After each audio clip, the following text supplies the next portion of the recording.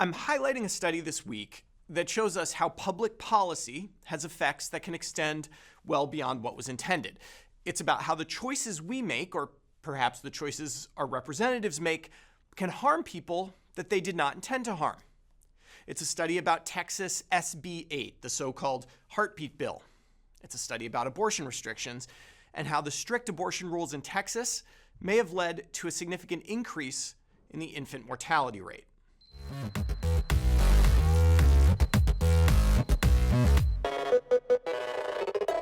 Let's start with the timeline. May 19th, 2021, Texas Senate Bill 8, SB8, passes the Texas legislature and is signed into law by Governor Greg Abbott. The bill takes effect on September 1st, 2021, and restricts abortion in the Lone Star State once a fetal heartbeat is detectable. That's about 6 weeks into a pregnancy.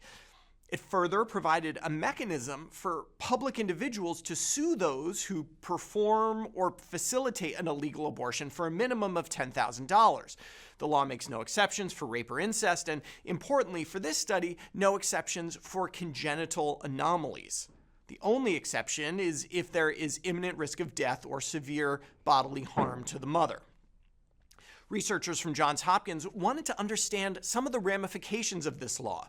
As reported in this paper in JAMA Pediatrics, they hypothesized that with restrictions on abortions due to congenital anomalies, there would be a higher rate of neonatal and infant mortality once the law was enacted.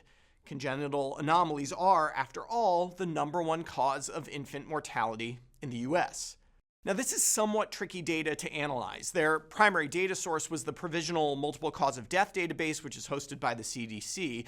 This is essentially a data set of death certificates, which include a primary cause of death, multiple secondary causes of death, and demographic data, including age, but not gestational age at birth. That's an important limitation.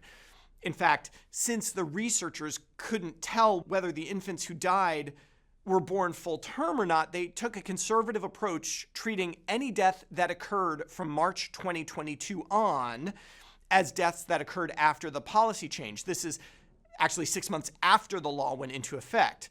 Since common congenital anomalies are typically detected at a 12-week ultrasound, this seems reasonable, but we should be aware that some infants who in this framework are classified as having died before the law took effect actually were exposed to the consequences of the law.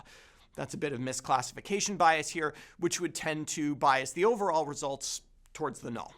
Okay, those overall results, I'll give you the numbers, but a picture is worth quite a bit more. What you are seeing is neonatal, that's within 28 days of birth, and infant, that's within a year of birth, mortality rates over time in Texas.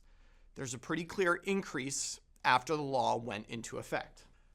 Putting some numbers to it, in 2022, the infant mortality rate increased by 12.9% in Texas, while it increased by 1.8% in the rest of the U.S. The neonatal mortality rate went up by 10.4% in Texas and 1.6% in the rest of the U.S. As expected, congenital anomalies were the #1 cause of infant mortality in Texas and the broader U.S., but the rate increased by 22.9% in Texas in 2022, compared to a decrease of 2.9% in the rest of the U.S.